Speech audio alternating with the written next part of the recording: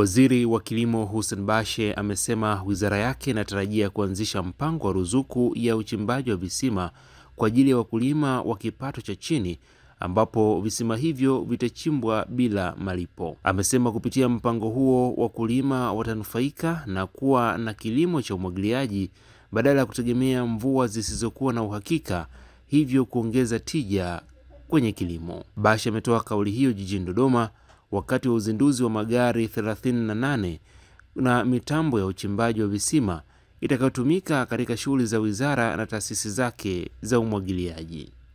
Lakini tutakuwa na ruzuku kwenye uchimbaji wa visima. Tutawachimbia bure wale wakulima maskini kabisa ambao tutawatambua katika vijiji. Lakini kuna wakulima ambao wana kipato, huwezi kumchimbia bure useni. Tutatengeneza scheme ya subsidized rate kwa ambao watalipa 100%. Haitokuwa sawasawa na bei ya soko. Ya kwetu itakuwa chini. Kuna ambao watalipa 50%, kuna ambao watacontribute 25%. Wale wa 50% tutawaambia kwamba sisi tunakuchimbia, tukukute una mabomba. Tumeshafanya survey, tumegundua hapa maji yapo. Tutakuchimbia kisima cha inchi 6, kwa hiyo ununue kabisa mabomba. Sisi tunakuja kufanya nini? Kukuchimbia. Nunua hiki. Kwa hiyo tutatengeneza hiyo scheme ya ruzuku ya uchimbaji wa visima kwa wakulima wadogo. Hii ni third level ya ruzuku. Level ya 4 ya ruzuku ambayo tumeianza na tutaiweka kwenye bajeti, tunaamini waheshimiwa wabunge watatupitishia, ni ruzuku ya vifaa vya kulimia na kupandia. Tunanunua trekta 10,000, tutajenga mechanization center 1,000 kwenye nchi, ambapo wakulima watakodishiwa matrekta kwa bei ya ruzuku. Bado tunabishana kidogo na KM kwa namba. Sisi wa jamaa sana tunaomba namba kwa wakulima iwe rahisi sana. Sasa wachumi wanapiga namba, wanasema ipande kidogo iwe hapa. Lakini bei yetu itakuwa bei ya chini kwa 50% ukikompea na bei ya soko.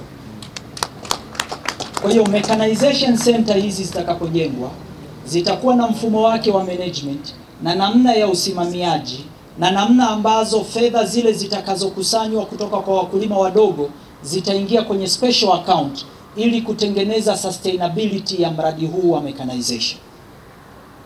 Tutakuwa tumewapunguzia mzigo sana wakulima na kupunguza gharama za uzalishaji. Kwa hiyo tutakuwa na ruzuku ya mbolea, ruzuku ya matrekta na vifaa vya kulimia na kupandia, ruzuku ya mbegu, lakini vile vile tunaenda kwenye ugani. Tumeanza majadiliano ndani ya serikali kuwa na wakala wa ugani, na haya ni maelekezo ya rais. Tupo bado tunaagi, lakini bado ninaamini mimi kama waziri, hauwezi kuendesha vita kama hauna control na askari walioko frontline. Ndio ukweli. Ukweli kabisa. Yaani askari wako walioko mstari wa mbele wa mapambano hauna control nao. Haiwezekani. Tutaheshimu D by D. Hatutaiathiri D by D, lakini lazima tuwe na uhakika wa usimamizi wa shughuli za kilimo. Na mtu wa kwanza ambaye tunatakiwa tuwe na uhakika naye kwenye shughuli za kilimo ni nani? Afisa ugani. Kama hauna control na afisa ugani, sahau kila kitu unachofanya kwenye kilimo. Huo ndio ukweli. D by D is there, tutaiheshimu, tutafanya kazi na local government, tutasimama nao, tutafanya nao kazi kwa sababu hata sasa tunafanya nao kazi. Tunanunua vifaa. Tuna mradi unakuja mwingine wa kununua equipment kwa sababu ya kusapoti wakulima wadogo. Sisi taifa hili halina hao wanaoitwa large scale farmers. 80 to 90% ya wakulima wetu ni smallholder farmers. Na definition ya commercialization kwetu sio size of the land, ni productivity per hectare. Mkulima mdogo aliyekuwa anapata gunia 10 akianza kupata gunia 30 kwenye ekari, tayari ameshakuwa commercial, kwa sababu imekuwa na commercial sense ile heka moja yake kumpatia value anayotakiwa. Kwa hiyo sisi tuna definition yetu ya commercial farming, kwa sababu structure ya wakulima ni wakulima wadogo. Na ni waombeni wataalamu, msipotoshwe na lugha za wazungu. kwamba definition ya commercial farm lazima uwe na ekari 10,000. Msipotoshwe. Taifa hili ni la wakulima wadogo. Lazima tuidefine commercialization of agriculture in reference na smallholder farmer. That's the way, kwa sababu ndio wakulima wetu. Tunaongeza kutoka gunia 3, ekari moja mnatuambia wanasayansi anaweza akapata tani 3 za mahindi mpaka tani 5 azipate. Kwa hiyo maana yake atakuwa ameondoka kwenye subsistence, atakuwa na surplus, atauza commercially. Na definition ya kuuza commercially ni pale ambapo mapato anayoyapata na gharama zake za uzalishaji zinamtengenezea surplus income. Ndio definition ya commercial.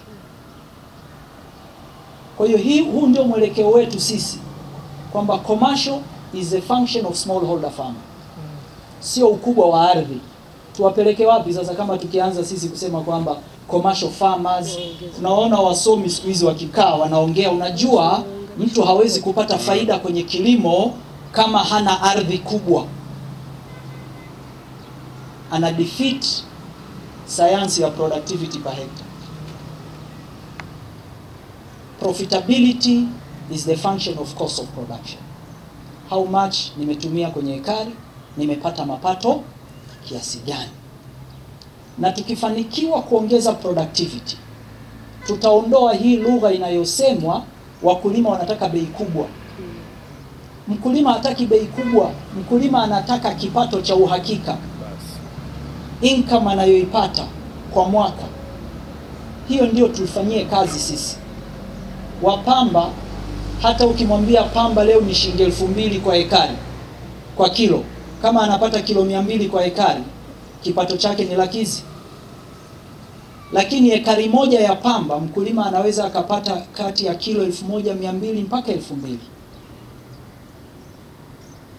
Hata akiuza shilingi 500 kipato chake ni kikubwa kuliko yule aliyeuza 2,000 aliyepata kilo 200.